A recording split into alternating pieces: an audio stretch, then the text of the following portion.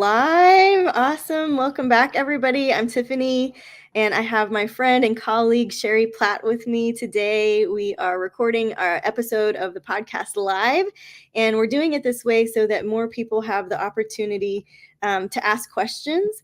And so I just, invite you to enjoy the conversation. We've been having this conversation about career and how does astrology work with that, and how does Sherry's stuff work with all of it. And now we're just bringing the conversation public. So as you have any questions, just let us know in the chat, in the comments, and we will get to you.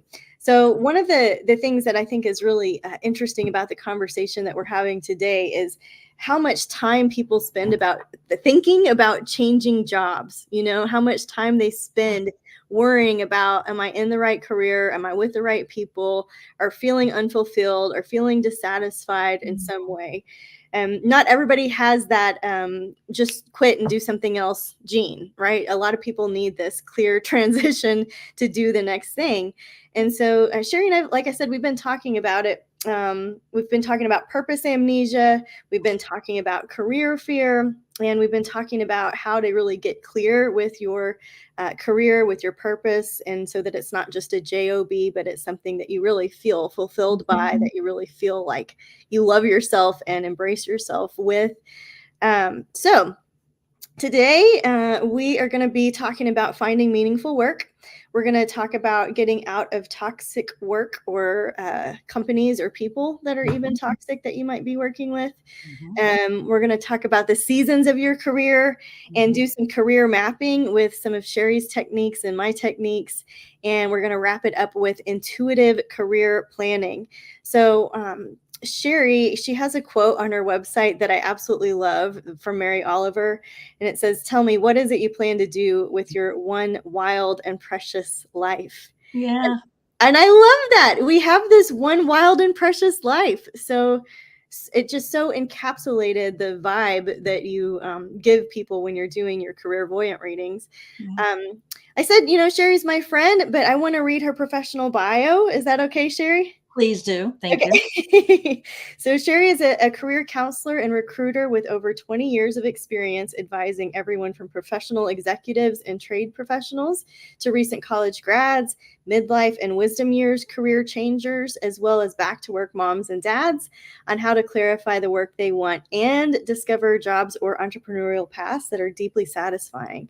She's got a master's degree in counseling, specializing in life transitions from the University of San Francisco, and a bachelor's in broadcast management from the University of Florida, where she is today in Florida.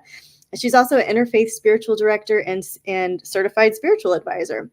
So to help her clients make career decisions for themselves, she combined her years of recruiting and career experience and drew from the therapeutic foundations based on Buddhism and Western psychology, Kabbalism, and shamanic traditions to create the STEPS career system. Her mission in life is to help people be at peace with themselves and happy in their work, because happier, more satisfied people are the ones that can truly make a positive impact in our world.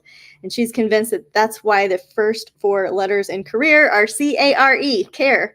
So Sherry launched the STEPS Career Academy a couple years ago, and she says, when we love our work, we can heal the world. And I just want you to know that I have worked with Sherry. I love my career. I'm satisfied by my career. I'm not planning on changing my career. But in working with Sherry, I integrated all the things I do in a much better, more strategic way. It was so helpful, so clarifying. One of my favorite questions that she asked me was, "Who are you now?" And I was like, oh, I was trying to describe future Tiffany and past Tiffany and all these versions of Tiffany. And it just really kind of brought me back into the present moment. So I just want you to know that I love working with Sherry. And so Sherry, thank you. Thank you for coming to Tiffany. Thank you. And I've enjoyed the astrology information and readings you've given me. They've been very helpful as well. So that's why this is such a good team. Yes. So I want to kind of lead us down the path of talking about finding meaningful work. One thing that you taught me about work is that it's focused energy. So could you talk a little bit about what you mean by that? Yeah, so work is nothing more than how we focus our energy, and that's it, right? So if you're focusing your energy on building a garden, that's work. I mean, work is effort. It's just everything that comes out of our mouth is energy. Everything that we think in our brain is energy. So when you focus that in an area, that becomes your work. Mm-hmm. Whether you get paid for it or not, by the way. Like, Right. money's kind of an irrelevant, when talking about that kind of work, it's kind of an irrelevant thing. Yeah. Work is really nothing more than where we focus our energy. And so how is it, meaningful or not meaningful? Is it all in our heads? Is it an idea that we have, or how do I shift from being like humdrum and dull and not exciting and annoyed to be there to like, oh, this is meaningful? How does that path? Well, I don't know. It depends on how you've chosen your work, but you said something about that's really important. So, basically, there are neural pathways in our brain. So this is neurology, and we have belief systems, in everything that we do. And there's belief systems in our culture, especially in the Western mindset, but not just Western, about what work is and how work is supposed to be. Mm-hmm. And often there is a very antagonistic relationship between our work and our jobs, right? Yes. I mean, I literally have people, when we finally find what they want to do, and I'll say, so, are you ready to step in? And they're like, no, I'm afraid if I do something I like, I won't like it anymore, or people won't respect me. So it really, the place I always start with everyone is how they think about work. Because if we don't take the time to look at our neural pathways around work, our belief systems around work, we're just going to keep having the same experiences over and over again. Yeah, absolutely. And there was one piece of our conversation about how we tend to, at least in the Western culture, separate work from the rest of our lives. Correct. And I'd love you to share about that a little bit. Yeah, too. So that's actually not even possible. So, I mean, we think it is, and that's partially is what making us so sick. So we think that if we can, it's like, I can put up with a job I dislike 40 hours a week. And that doesn't even include the commute time to get there, the time to get home, throwing yourself on your bed or going to a bar afterwards. I mean, work is what we're doing all the time. We spend more time there than we spend with our families and our friends and our animals, etc. That changed a little bit after the pandemic when it was more acceptable to work from home, but it even changed then also. So there becomes this, like, for example, the conversation around work-life balance. I don't think there is such a thing. When I find that people are talking about work-life balance, they're also often thinking, well, it's okay to suffer here as long as I'm okay here. Like, I can get a job I hate as long as when I'm 65, I can retire. So it's okay for you to work for 40 years at something you hate. You know what that does to your health, your emotional well-being, your relationships, to your soul. Right. So it actually is the Puritan work ethic, which is that you have to suffer to make money. Mm-hmm. You have to suffer to go to work. I do want to say that there is, if we talk about neurology again, work is connected to our survival system. Mm-hmm. Right. We have that in our head that, money comes from work. If I don't have money, I'm going to die. So there's that extra element. And I think that's also why people often do things that they don't like. It's just that the problem with doing something that you don't like is that you're not going to make a whole lot of money doing it. Right. There will always be a cap on how much money you make. I mean, a great example are attorneys. Everybody thinks you should go be an attorney. They don't make that much money.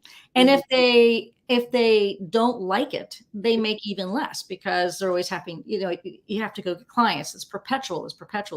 So it's what I call a career myth that, tolerating anyone or anything that's causing suffering is not going to work out to your advantage in the long run. It just won't. Between health, money, and relationships, it backfires. Yeah. So I want to go back to the thing that you were saying about when people are afraid, that they're, how did you word it? Like, if I do this, I'm going to end up hating it. Oh yeah. Yeah. That's one of my favorite myths. That's one of my favorite beliefs. Yeah. It's really fun to challenge. Like this happens a lot with creative people too. I'll say, so by the way, I'm just going to back up. If I go off, bring me back. The truth is that almost everybody does know what they want to do. Yes. That is the truth. Yes. I've been listening to people talk about this for 25 years. Usually on session 3, it comes up and they'll say, well, what I really want to do is this. I said, okay, then why aren't you doing that? And that's the thing that's always most interesting. One of my favorites is that, well, if I do it, people won't love me anymore. Mm-hmm.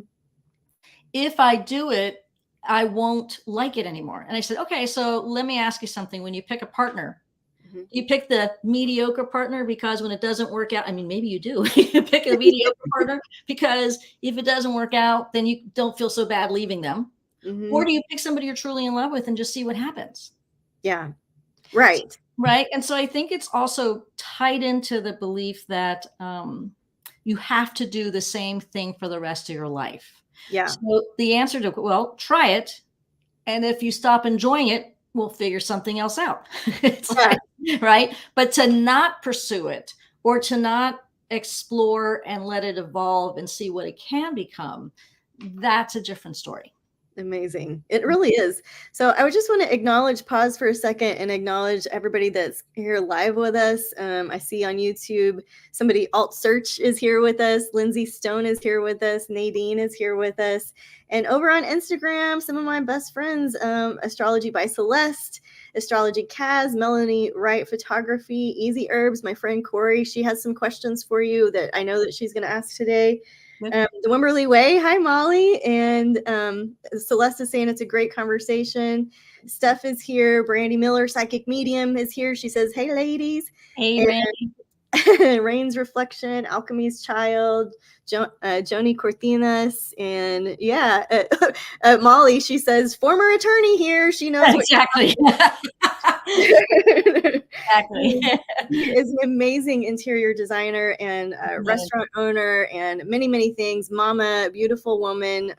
And she, I mean, she's just such a dynamic person. And so I'm really glad that she's here for this conversation.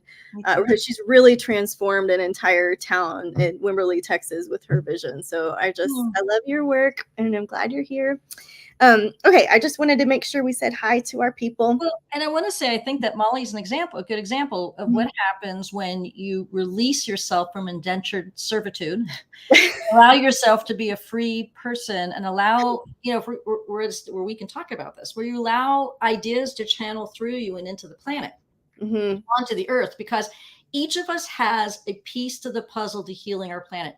And we have got to step up right now. Like there can't be any of this humbleness or if this, fear, like it's okay to be afraid. You just got to address your fears and see if they're valid. And so Molly did what she's doing. And you just said she's transformed an entire town. Right. I mean, in my vision of what I see her doing, absolutely. Exactly. So that is a great example of what happens when you stop suffering. And by the way, pain, we can't control. Suffering is always an option. Yeah. Right. So it's like, oh, that hurts when I put my hand on it. So I'm going to put my hand back in the flame again. Keep it there. That's suffering. How about now? Will it be different this time? Exactly. Exactly. Well, this is kind of a good segue into the next topic that we wanted to hit, which is getting out of toxic work, working with toxic people and toxic companies. And so I had somebody text in a question about this. And actually, there's a couple of different questions. But this person is wondering, how they work with their guides to get clear direction on the stuff at work that they struggle with, specifically personalities that are not collaborative, not providing accurate details for some large projects.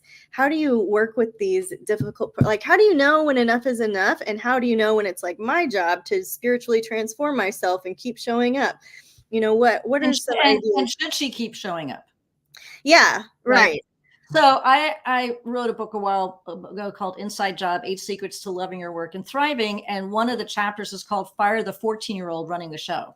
So the truth is that because a lot of people don't do their work, so they're still, they're also often taking their dysfunctional family experiences into the workplace. Yeah. And it's not just me and it's not just you, it's everybody's doing that. Right. And so I think she needs to assess, first of all, is it her perspective of the situation? And is there something in there? It's like being in a relationship with anyone. When you're in a relationship with someone and you get triggered, you need to look at your stuff first. Like, as we say in recovery, if you point the finger, the thumb's always back at you, right? So the first place you always have to start is with yourself. in terms of blaming yourself. If you do that, you're missing the point of this conversation. But it's more like, okay, does this feel familiar to me? Does this feel like the last relationship I had? Does it feel like the family I grew up in? Does it feel like my trauma? I have to say that, unfortunately, I would say within the first 10 to 15 minutes of any conversation with the client, mostly women, I can tell by how they're describing their experience if they have unhealed sexual trauma. And they're catchphrases. And some of the people that I talk to have never even explored their trauma. They thought they could just hide it. But right. And it comes up. So the first thing you have to do is do your own personal reflection, your own personal work. If, in fact, you are working in a place that's toxic, and I have to say, most places are toxic. I'm sorry, but corporate settings are based on, I'm going to go on a limb, patriarchal paradigms and a master-slave relationship. So it's very, you're going to run into situations like that probably more than not. So you have to decide who you want to be in those situations. Now, if it turns out that this is, even when after she's clear that she wants to leave, I mean, it's classic. I'm in codependent recovery, right? So are you trying to control the situation at work? Do you think, like, if I just do this, then it'll get better? If I just do that, this person's going to like me. I mean, it's okay to try that a little bit and see if it's working. But if you've gotten out of control in how you think you can control something, then you're heading into an unhealthy relationship with your work. So I think you have to look at that also. And thirdly, I think the best thing I know for people who are in environments that they need to leave is to create an exit strategy. Yeah, which my exit strategy is screw you, I'm out of here. And I wish more people would do that. But I know I have lots of clients, and I'm not calling anybody out in particular. So this isn't about you or you or you, but I have a lot of clients that will have fixed earth or strong earth placements that do not operate like that, that need a clear and structured plan to transition out. And so I think that what you provide with the steps and even your quizzes, and guys, Sherry also offers a free 30-minute call. So if there's no reason to not just take her up on that and see if you're the kind of person that really needs to clearly map things out. I did not. I had a job that my dad had told me I was 20, I don't know, 3 or 4. And he said, you've been in the wrong job for a long time. And he said, why don't you just quit? And I was like, well, it never dawned on me that you could just quit. So what he didn't say, like, here's $5,000, I'll help you out for a couple months. He didn't say, like, think through what your next step would be. He just, or maybe he did, but all I heard was, you can quit your job. And I did. At the time I was a single mom. I had no business quitting my job, but I was uncomfortable enough that I couldn't do it one more single day.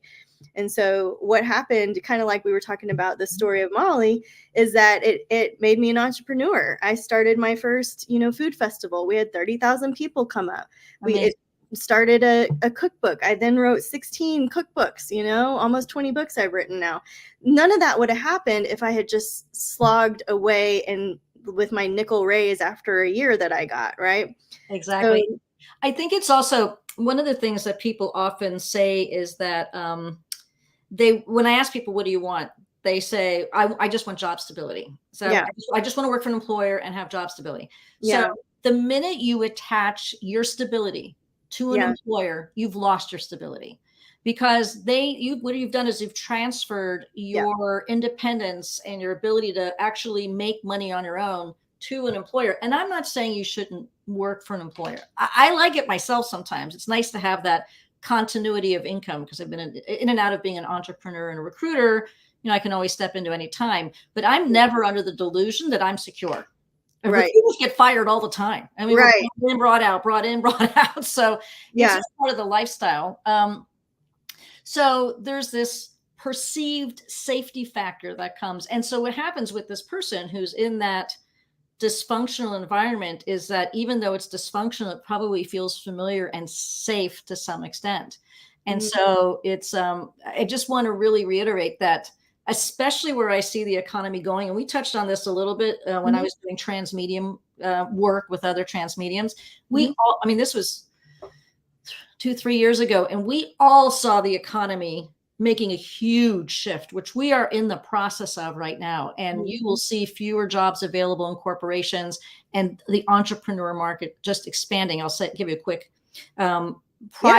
prior to the pandemic, I'm going to use the term gig workers. These are people who are contractors or consultants. There were 50 million people in the gig market, working in the gig market. Post-pandemic, 75 million. Because people got a taste of it. They liked it, right? And so, and there's lots of reasons for that because employers have shifted also. But yeah, so I think it's just really important to keep that in mind. Amazing. Yeah. That's the kind of security that's going to get us through the next few years. And by the way, when we were channeling on this, we didn't know why the economy was going to change, only that it would. And now it's becoming very clear. A huge part of that is going to be AI, artificial intelligence. Yeah. You're scaring everybody now. Well, I'd like to think of it more as waking up. So this is actually where we need to start to see ourselves as a functional skill base rather than as a job title. Okay. And so I'm going to sort of a walking example of that, Tiffany. I mean, you wrote books, you started a food conference, you do astrology. Like, you will always be able to make money. Thank you. Always. My son, who's a chef, will always be able to make money. When the restaurants closed down during the pandemic, lots of people went into catering, delivering. They just changed the model, Yeah. So, yeah. You just go with the flow. I want to pin that because I want to ask you about hard skills a little bit later. Yes. But I want to pivot. Oh, wait, one more question in the area of toxic work is, how do you leave in a healthy way? And so, we were talking about, like, there's all this, like, how do you stay? How do you make yourself stay in the words that are used around, how do you transition, or how do you stay in a healthy way? But how do you leave in a healthy way? Do you want to share a little bit about? Yeah. So if you're in an environment where you can actually do that, there's lots of things, you should have an exit strategy. What's your next move? What's your resume look like? Is your LinkedIn profile up to date? And then you give if it's a decent place, then you give them an appropriate amount of time. 2 weeks notice is usually appropriate. But sometimes if you're working on a project and you're in the middle of it, then you can say, look, I'm transitioning out within a month. The only thing that you have to be concerned about always is that if you say something like that, it is within the company's right to boot you then. Right. And I've had this happen. It is not fun. Go into your desk, take your stuff, walk you to the elevator. So, so that's, let me ask you this. I could turn the question back. If you were in an abusive relationship with a partner, what kind of exit strategy do you use for that? Right. Sometimes you pack your bags and you leave in the middle of the night and go to a friend. So it's, again, there has to be clarity on, can this situation get better, or am I under a false sense of control, which I really don't have any. So sometimes you really do need to quit. Sometimes you really do need to quit, and that's not really quitting. It's leaving and moving, allowing something that should have ended a while ago to just finally end. Be done. Yeah. Yeah. So it just depends. I mean, if you're in a place, like I said, that has is decent, and you're just done, you can talk to your manager about it. But even then, I would still make sure that you had a plan in place, because they are, by all rights, able to fire you without any justification. Yeah. Most states are at-will states. So a lot of people will do a side hustle and then turn it into their career as their, and that's where astrology can help too, right? We can say, here's a time frame that looks like a good place for that. Some people add their side hustle and then they get overwhelmed and too busy, and they suck at both things because they don't have energy for two things at the same time. So I like the astrology piece of really mapping out the seasons of somebody's career. I also like it for working with bands who should tour on the East Coast versus the West Coast, or during summer instead of fall, or using the timing of the seasons of somebody's specific career. And so we're going to pivot. We're going to talk about the seasons of your career. We're going to talk about career mapping with astrology, and then intuitive career planning. So that's where we're going next. And when we think about the seasons of your career, your book, right? Inside Job, like that is where I really got the idea of a career having different seasons. Right. And, depending on your astrology, depending on your HD, depending on your aura type and all of that, some people really are good at getting on a track, like my dad, right? He is a PharmD, he's a double doctorate, he's been a pharmacist his whole life for 50 years, and he's good at it. The community appreciates it. He's helping people with their health. I was not that person. I'm interested in everything, so I need to be doing like 5 things at once. And I wear people out, right? I have Mars in my first house. I'm 24/7. I know my energy is, fun and inspiring, but also draining to people. So I have to do a whole bunch of different things. So there's this idea that like you are uniquely different based on your chart, your soul contracts, the purpose that you came here with, which we can absolutely identify in your chart. But there's also this concept that you teach about the seasons of your career being cyclical, not linear. So I thought you could share with some folks about that. Thank you. Yeah. So we live in a linear model, which is dissolving, which is we're under the belief system that, you're born, you go to school, more school, you get a job, you get married, you have children, you retire, then you die. Yeah. And so that's sort of the linear concept. Corporations also embrace that, right? You start here and then you go here and then you go here, supposedly. But that's really not how life works. When we live in this linear model, then, if something happens that doesn't fall into any of those categories, it looks like we failed and we keep trying to get back on the line. So, I came out at 45 as a lesbian. That's a big leap off the linear model. Yeah. Right. But the truth is that all of life is a cycle. And that our growth is always in a spiral motion, always moving up. So you leave that crap job and a lot of people think when they leave a job, they leave their skills behind. But that's actually not true. You're taking it with you and you're going back up the spiral. You actually can't go down. You can only go up. Even if the experiences are hard, you can only go up. So for everything, and this, because I'm also a transitions counselor. So this ties in well with all of our life, and this ties in with our careers. For everything, there is a beginning. We could call it spring. I don't know. I have a hard time tying in the season sometimes. But for everything, there's a beginning. And then for everything, there's a period of fruition when what you've been working on comes, blossoms. Then there's a period of ending. And then, if we allow it, there is this in-between place. Yes. The place everybody hates being in, which is it's literally like the job has come to a natural end. Let go. But they're like, no, I don't want to go into that dark in-between place. What will I do? And the truth is nothing new can be born or thought of if we don't incubate for just a little bit before we make our next move. And so this happens, like you can go through that whole cycle and not leave your job. You can go through that whole cycle and not leave your relationship, but you are evolving. You will go around the circle, whether you want to or not. So, because that is life. And so it's better for you to take ownership of where you are in the cycle and then ask, what do you need to move to the next? And so when you are done with your job, or when you're done with your career, when Molly was done with being a lawyer, you don't resist it. You go, oh, I must be at an ending. I'm going to take some time and sit in that incubation period. And that's actually often when I work with people. That incubation period where or just like they know it's at the end, and they're like, okay, I think I'm done, but I don't know what to do next. I'm like, cool, let's sit and incubate together. Yeah.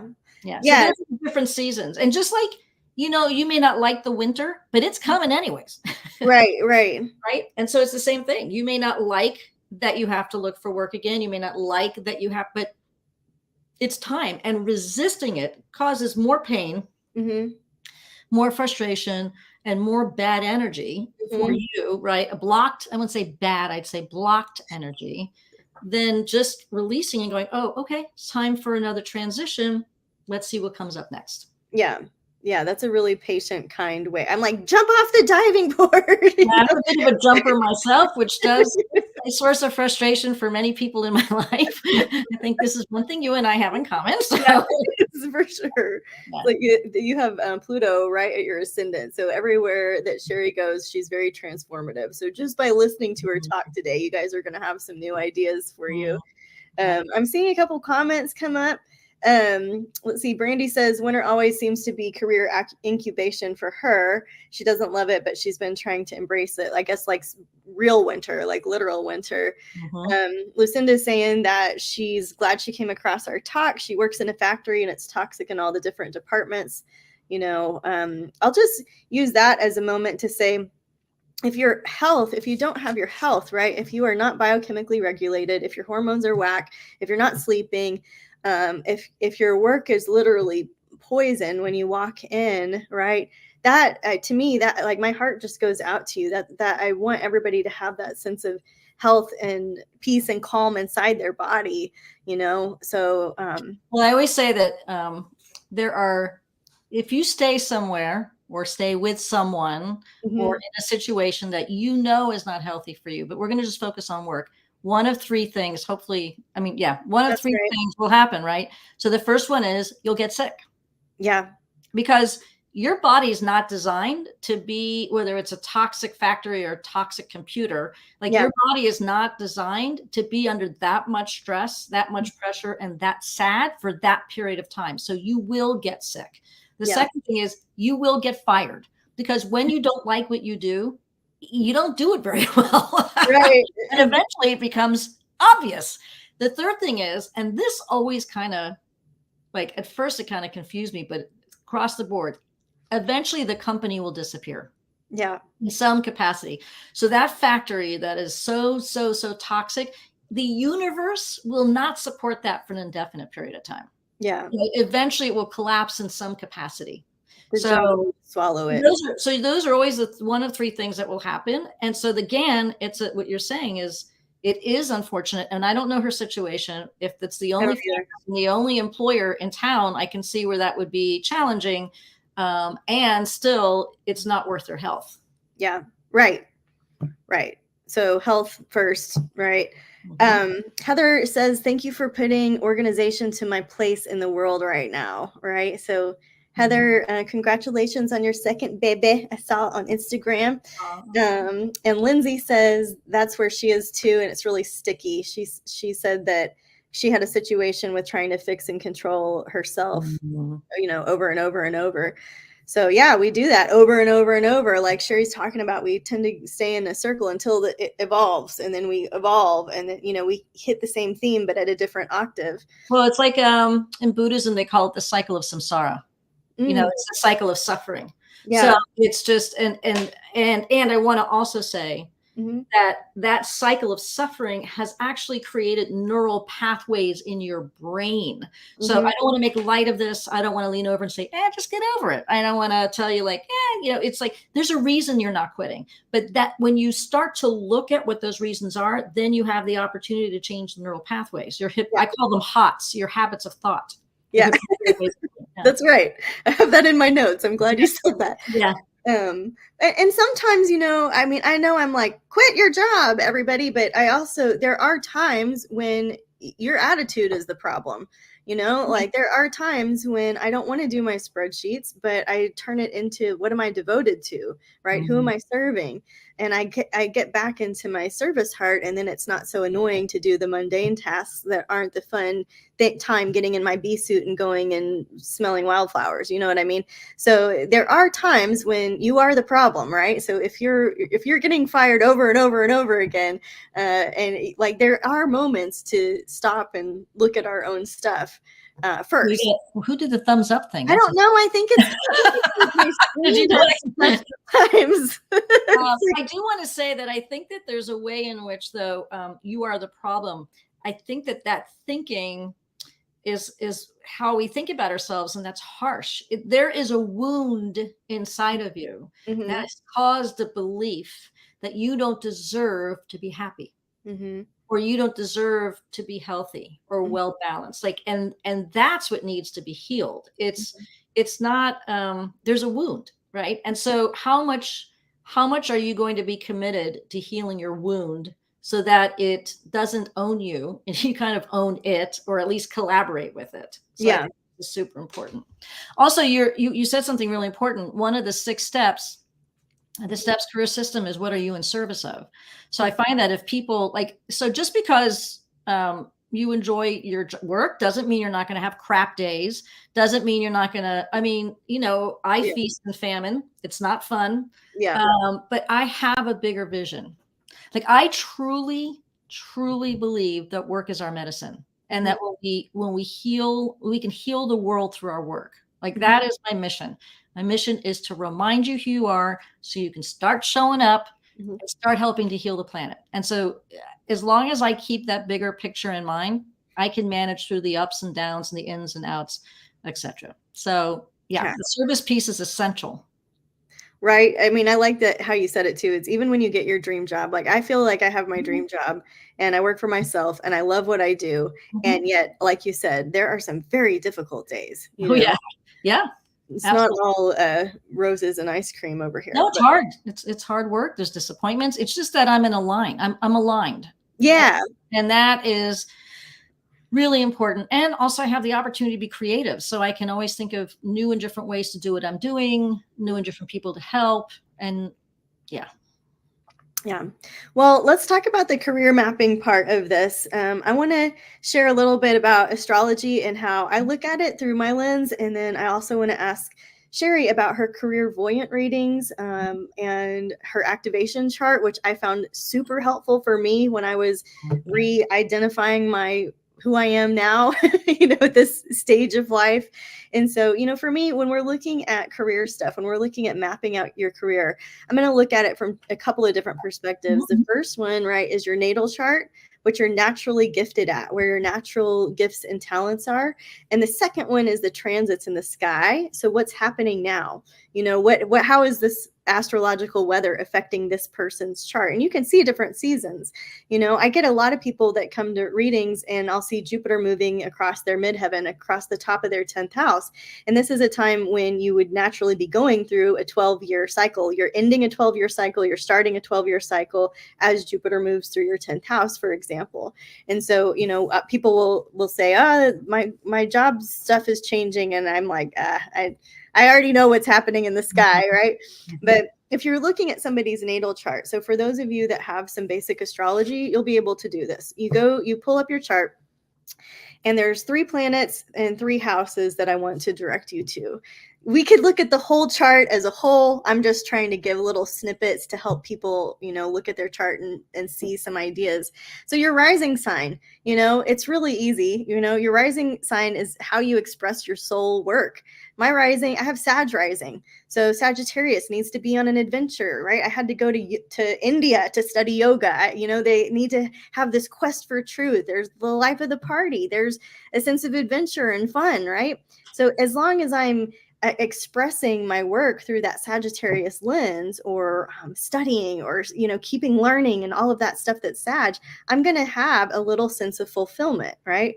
But if you try to put me in this box and do this 9-to-5 thing inside a concrete jungle, that's not very saggy. I will wither up and die in that moment.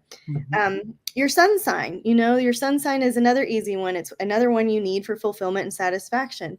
My sun sign is in Scorpio. So I like doing things I like talking about death. I like talking about the undercurrents of society. I like talking about, our psychic work, our work with spirit, the metaphysical side of life. So if I wasn't also incorporating that, I wouldn't feel super fulfilled. And Saturn, okay, I said 3, I'm going to do 4. Saturn is another really good one to look at, right? So Saturn's going to stay in a sign for about 3 years. It takes a full 27 to 30 year cycle to get your first Saturn return. And that's when people tend to have a lot of career shifts or commitments to career is during their first Saturn return. Today, as we're recording this, there's a Venus-Saturn conjunction. So commitments, renewing commitments in terms of love and money, deciding what you want to be disciplined about. So looking at what Saturn's up to, it shows you information about your career, your job, the industry that you're best suited in. It shows you your celestial chemistry that's in alignment with your soul work. So what sign was Saturn in? What house was Saturn in? How is it aspected? Things like this will really help you see how you will feel a sense of satisfaction at work. And then the last one is your North Node. So the North Node is really where you need to reach outside of yourself. It's where you're a little bit uncomfortable. So your South Node, if you think about it in terms of past lives or places where you were lazy or things that you came in with that you don't have to stretch very far, that you're naturally good at, but kind of in a, it comes to you easy way, that's not your North Node feeling, right? Your North Node is what pushes you forward. It feels like a sense of destiny. It feels a little bit scary. It feels a little bit exhilarating. It feels like somebody has to push you off the diving board to get there. My North Node is in Leo. And so I had an astrologer tell me, put your face on your company. And I was like, no way, I want to be way back here in the background. And she said, put your face, use your name. And that changed everything for me. So it made me way outside of my comfort zone, but it brought this company that I serve now, many people, just by making that little tweak, that little switch. So the three career houses I'll point you to before we move to Sherry is your 10th house, right? Easy. That's the house that everybody says, oh, that's the career. It's much more than that. Not everybody works. Not everybody has a career. The 10th house represents your reputation. It represents what society needs from you. So, and it also represents your purpose and how it unfolds. So I would never look at a chart and say, aha, chemistry teacher. I would never look at a chart and say, this is your job for you. This is what you came here for. I would say, wow, you have your midheaven in Virgo. So whatever you do, you need to do it in a way that inspires people with their health, that does it in short bullet points, that analyzes data, that helps, if you're doing what you do, what you love to do in a Virgo way with a Virgo midheaven, you're going to feel fulfilled, right? And then the next two houses are the 6th and the 2nd. The 6th house is where we tend to see vocation or job, because the 6th house represents our day-to-day activities. And so a lot of us are, our jobs, our careers are part of our day-to-day activities. It's a big part of our day-to-day activities. And so we look at the 6th house for health, for preventive health, but also for our vocation and that thing that we do day in and day out, our routines. And so if somebody's got Uranus going through their 6th house, right, transiting in the sky, that's really going to disrupt your day-to-day routine. Similarly, the last house I'll mention is the 2nd house. It shows us our personal income, different ways people can think creatively about income streams. It represents our worth and our self-worth and our value, how we value ourselves, how we charge money, how we receive money.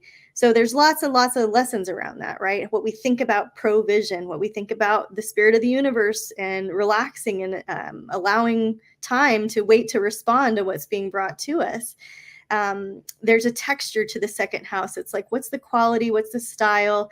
So if I see somebody with Uranus, right, this one I'm giving the example of in the 2nd house, that's a really unpredictable way of making money. Again, this is not the kind of person that's going to just chop wood and carry water.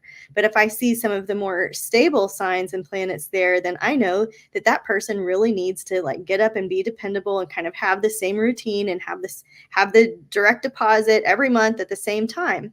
They are not going to do well with this artistic, creative career, right? So I start to look at the chart and say, okay, how do they need to make money in order to feel safe and secure? A 2nd house thing. So in my chart, right, like I need both things. I need monthly income, which I have through my membership. Thank you all. And then I also have unpredictable and erratic income from things like I'm selling some honey, I'm doing a workshop on intuition, I'm doing readings, right? Like it all comes in from different angles. So I have worked with my chart over time to feel that sense of fulfillment. And then you can also look at the transits. So that's a whole other piece that I don't want to go into, other than to just say that astrology does give you a rhyme and a reason, and a time to start things, a time to finish things. It's something to look forward to, something to feel fulfilled by, and something that makes it good to be you, to not try to fit into something that society told you, or your culture, or your family of origin, things like this. So with that, do you have any questions, Sherry, that you think? No, I was like, why would you even need me after all that? Well, like I said in the beginning, I work with Sherry for my own personal career integration. So I need you. Absolutely. And let me go to our bullet. Yeah. I think a better response to that would be everything's connected. Everything's connected. Everything is connected. So of course the stars can give us information. Of course our guides can give us information. Of course, right? But I do want to also say that the processor of all that information is you. And so what we can read a great book, a great self-help book, and not do anything about it, right? So we can have the answers. And I watch people have the answers all the time and make choices about not to move forward, or not to, like, they know what's good for them and they just don't do it.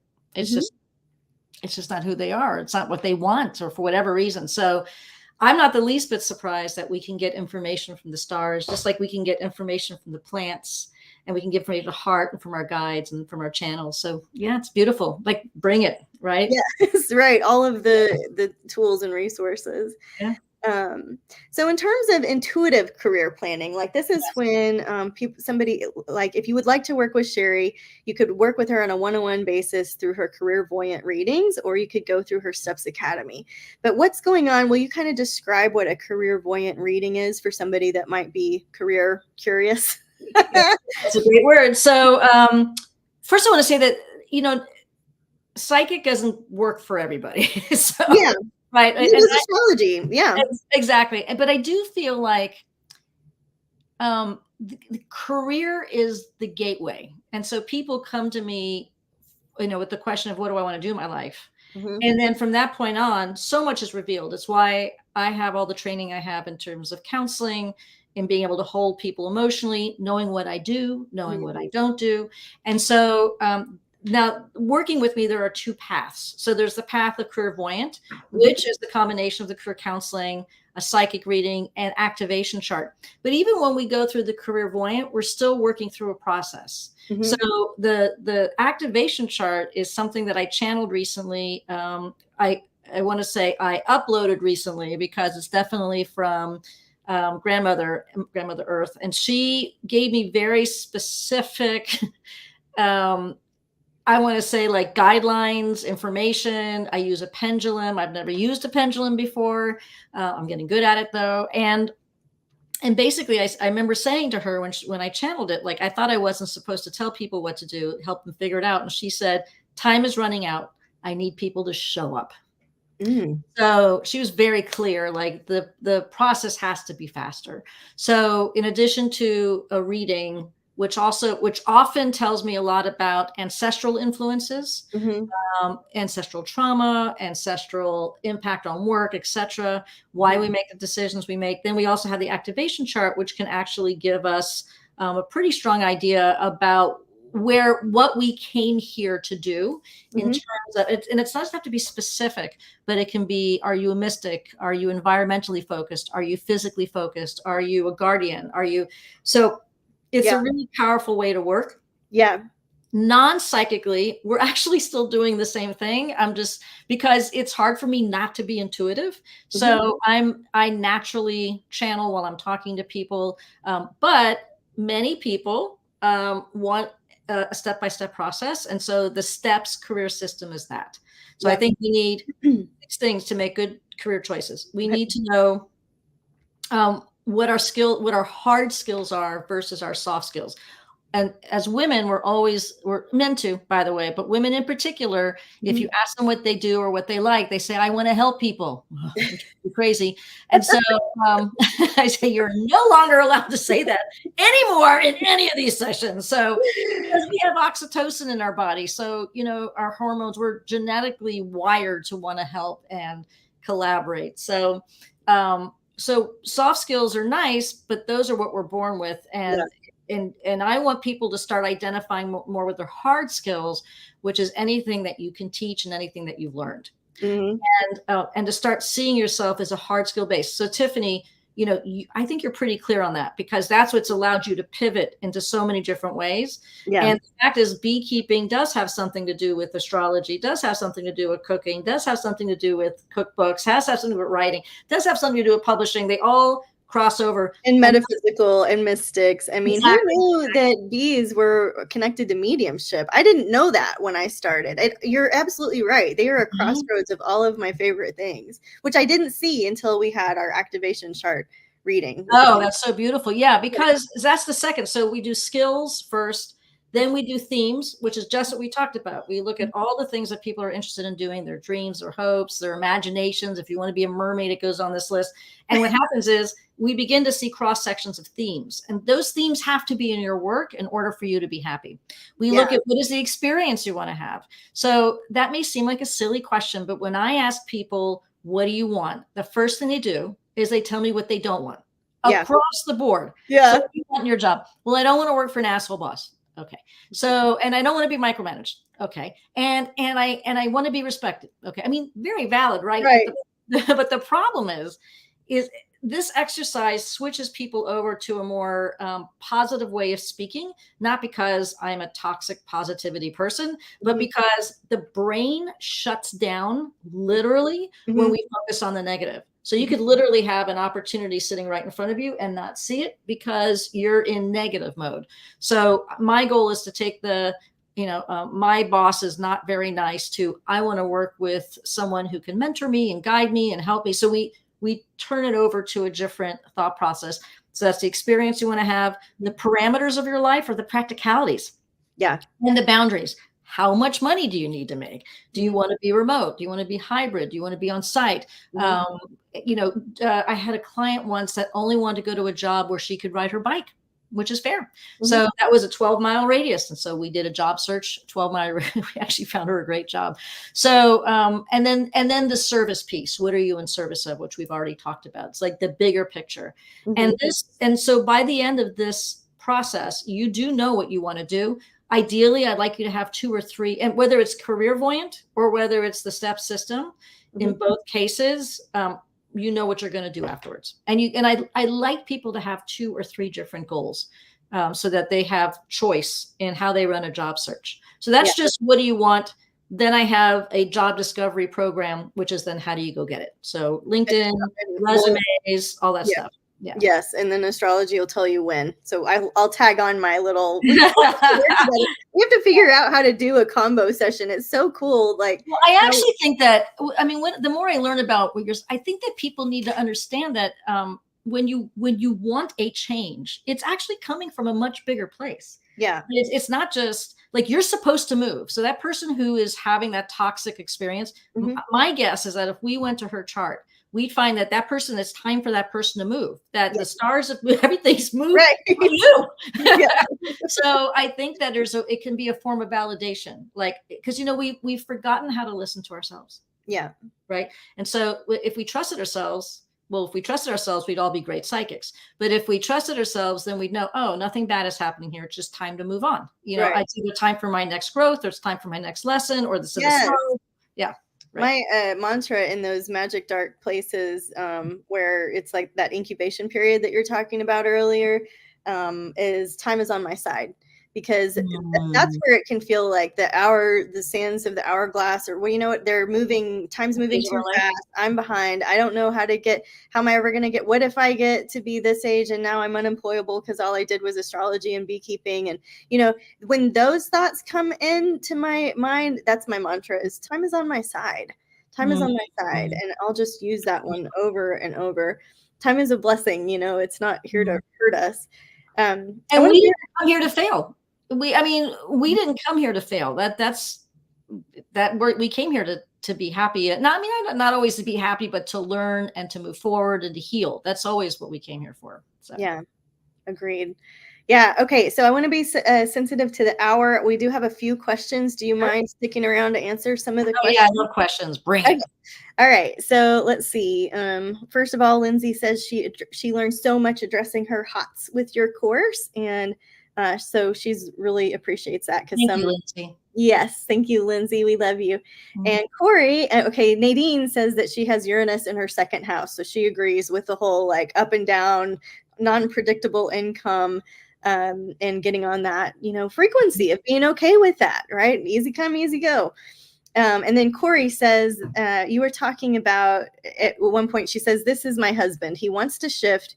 He wants to help folks. He doesn't know how to distinguish his hard skills. Yes. So we've started talking about this, but he could use some help digging in. So how does somebody start thinking about their hard skills? How do you? So I have to say, and I'm not doing this to plug myself. Please do. Not that I'm hesitant to, but we don't think in terms, our culture, I think post-industrial revolution, we stopped seeing ourselves. We started seeing ourselves as cogs in a wheel. Yeah. like we're on an assembly line. Yeah. So, but the truth is that, and by the way, of all the exercises, this is the one that makes people cry. The hard skills one? Yes. And it's like, write down your jobs, these are the steps. Just write down your job, write down job descriptions. People are terrified. They have nothing to offer. And this goes for men and women. Mm-hmm. And so even though this is a easy assignment, it's super hard to do. Plus, we have these key phrases, these catchphrases like, I managed a group of people. That's actually on a resume. I'm like, well, what did you do? I mean, like, what does the word managed? What does managed even mean? So I have to retrain people to like take that word manage and peel it apart piece by piece. Did you supervise them? Yes. Did you give them reviews? No. Okay. Did you train them? Yes. So it's like you say, and by the way, that's the recruiter's perspective too. Like I see the word managed. I don't know what it means, right? And so everything that I'm teaching you is also how you can articulate yourself better in interviews. And my goal in the hard skills exercise is that when you meet somebody at a party, and I think this replaces the elevator pitch because I hated the elevator pitch, but when you meet people and they say, what do? You come from a place of service and hard skills combined. So you don't actually give them a job title because job titles don't mean. I can tell you as a recruiter, we made stuff up all the time. What do you want to call it? I don't know. Call it an evangelist. Okay. And so it's like, so the hard skills inventory is hard for people. So what I'm doing with the STEPS career system is I'm teaching you. So Lindsay will always know from this point forward, if she wants to make a career change, she's going to know how to do it. So I think your husband, in this case, if we can teach him how to make these changes, I mean, this is why people only come to me once. So because they're launched, and that's what I love about my work is it's not an ongoing indefinite thing. There's a beginning, a middle, and end. People can always hire me to continue to coach them, which many people do, but you do have the answers. But that's Pluto in your first house too. Like you don't want really people to come back. You do transform people. You do empower people. All of the Pluto words, you don't make them, but they dig deep because of your presence and your questions, yes. I actually have a gentleman I just started working with the other day, and he said that he's 38, he's pretty successful. He said that he has worked with coaches and therapists, and he has never made as much progress in one session. I mean, it was a real compliment. I really appreciated that. And he was just on fire. He felt empowered. It was really interesting. Okay. So Corey, in response to your question, you just answered her question. She says, you're getting right to the marrow of it. So Corey, if you have another one, I encourage you to type it in there while you have Sherry. Corey owns a company called Easy Herbs that she bought from Ellen Zimmerman, Easy. And she's a herbalist in our community. Okay. And I'm really like loving her liver tea right now during the spring resets time, and she Okay. has these face products that are so delicious. Like, I literally use them on my face, and then, I mean, and I'm not like a product person, but Right. I'll go over to my roommate or my friend or whatever, and I'll be like, feel my face, feel my face. And so I just love the work that she's Right. doing in the world. Right. And she says, oops, right to the center of it. Sorry for the meat reference, Tiff. It's okay. Whatever you want. And I'm just checking over on Instagram. It looks like we have a couple new people in. So if you guys are just joining now, welcome. And I just encourage you to go back and watch the replay. Sherry, this is awesome. Is there anything else that you can think of, like common questions people ask, roadblocks, stuff that you say all the time, every time somebody calls you, that might be a nice... Well, I think I've mentioned most of them, which is, I think, yeah, no, I really feel like we've covered the big ones.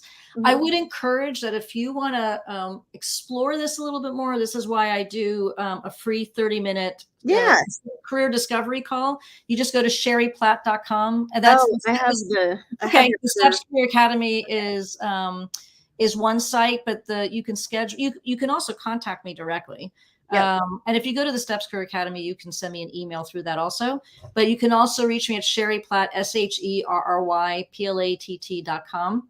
And you'll see the ability to schedule right there. Just remember that I'm on East Coast time. When you schedule through GoDaddy, they're not like Calendly, so they don't compensate for East Coast, Eastern, Central, Western, etc. So, but either way, if you go to this, there you go. Boy, you're fast. Where's the first? I'm on it. Yeah, you are on it, girl. Then I think that I'm happy to answer any questions. But no, I think, my motto is, when you love your work, you can heal the world. And that loving your work is not some, like woo-woo. It is so important. And again, even when you love your work, it can still suck. But at least you're doing work that feels aligned. And if it's aligned, you're making a difference. I don't care if you're making ice cream or, it doesn't matter what you're doing. If it feels good, you are helping to heal the planet. Simple as that. And just a statistic, kind of interesting. I think I read that there are 80 million people across the globe, I think more actually, who don't like their work. Yeah. So just think about that from an energetic perspective. 80 million people at jobs they hate, 40 to 50 hours a week. If you're in tech, 80, 60 to 70, which is why I quit. And all of that's going out into the world. So literally, when you love your work, you can heal the world is my mission. And I just think it's so important. It is. And to add to that statistic, I think I read recently that 73% of people are report that they are worried about money. So that's a lot of people that are worried about money, that connect that to career in a way that's unhealthy. And so unwinding some of those neural pathways that you were talking about in the beginning, there's this conversation like, do you do what you love, or do you go make money? And how can we like rewire some of that? It should never be an if and thing. The question is, how do I do what I enjoy doing and make money also? It's like, but we really have to end this this cultural neural pathway that the only way to make money is by being miserable. Right. Right. I mean, who thought that one up? And I have an answer for it, but we don't have enough time for that. So I just think for me, it should be paramount. It should be one of the primary things that we're looking at in terms of if we enjoy what we do, we're going to make more money doing it. Hell yeah. That's so true. So in closing, I'll just say that Nadine has said, there's a comment here. She says, just listening confirms how lucky I am to have known my talent and skills and directed myself to use them as a musician, as a music therapist and a music teacher. She said she stuck to her guns to make a living doing music, and her music healed all of her middle school students, so do what you love, she says. Awesome. Artists in particular have been really screwed around this. And so, but we live in a time where you can become a musician and post it on Spotify, and you can, you've got Pandora, and you can self-publish, Tiffany, and you can, you can put your art up on the internet. So a lot of the barriers that had been in the way before to creativity, there are markets here in St. Petersburg, Florida. There's a market every night, every weekend, with people with their making clothes, making Mhm. art, making music. It's just it's the times that we're moving towards and moving and living in. So Right on. So Brighton Sanders joined us, and he's a musician that also publishes on Spotify, like you were talking about. So Mhm. you guys go follow his account. Brandon. Yeah, Brighton Sanders with two S's at the end. So there's a lot of musicians on today. It's awesome. Yeah. You Because know? they've really been hurt by this mentality, don't do what you love. Because and so what ends up happening, everybody ends up going underground or shoving it down so deep, and then they do these jobs that Yeah. are No. actually killing their souls. So Yeah, we're not doing that anymore. yeah, Well, come out of the closet. It worked for me. thank you so much, Sherry, guys, and everybody that came on to join us live today. Thanks for hanging out, because we know that you're here to do what you love to do, and we know that that is the vibe that's going to really raise the vibration of the planet, help people, help Yes. you feel fulfilled, help you feel recognized and seen. And you deserve that kind of love from the universe to have that fulfilling role at work. So Yes, uh, ma'am. all right. Well, hang out with me in the back room for a minute while I close all the things down. And everybody else, we love you. Thanks for being Thank here. you so much for everything, Tiffany, and for everybody who participated in your great questions. Loved them.